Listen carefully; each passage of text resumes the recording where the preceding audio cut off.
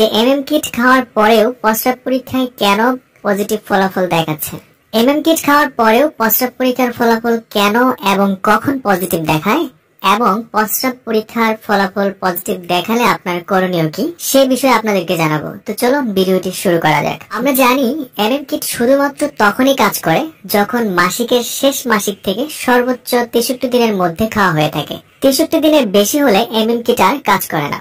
MM kit সঠিকভাবে কাজ করার জন্য আপনাকে দুইটা জিনিস ফলো করতে হবে। প্রথম কাজটি হলো আপনাকে নিশ্চিত হতে হবে যে আপনি গর্ভধারণ করেছেন কিনা। বেশিরভাগ ক্ষেত্রেই মাসিক বন্ধ হলেই আমরা ভাবা শুরু করে দিই পেটে বাচ্চা চলে এসেছে, কিন্তু ভুলে গেলে চলবে না অনেক সময় অন্য শারীরিক কারণেও মাসিক বন্ধ থাকতে পারে। মাসিক বন্ধ হলে যে আপনি গর্ভধারণ হয়েছেন সেটা নিশ্চিত হতে হবে কোনো পরীক্ষার মাধ্যমে। সেটা হতে পারে আলট্রাসোনোগ্রাফি অথবা প্রস্রাব পরীক্ষা। এবং দ্বিতীয় যে কাজটি করতে হবে সেটি হচ্ছে শেষ মাসিকের দিন থেকে 63 দিনের মধ্যে এই এমএম কিটটি খেতে হবে। প্রেগন্যান্সি টেস্ট কনফার্ম হলে 63 দিনের মধ্যে এমএম কিট খেলে আপনার মাসিক হয়ে যাবে। এই মাসিক শুরু এক একজনের এক এক রকম ভাবে হয়ে থাকে। কারো একদিন পরে শুরু হয়ে যায়, আবার কারো 5-7 দিন শুরু হতে সময় লেগে যায়। এমএম কিট খেয়ে মাসিক সাধারণত স্বাভাবিক মাসিকের মতোই 7 থেকে 10 দিন স্থায়ী থাকতে পারে।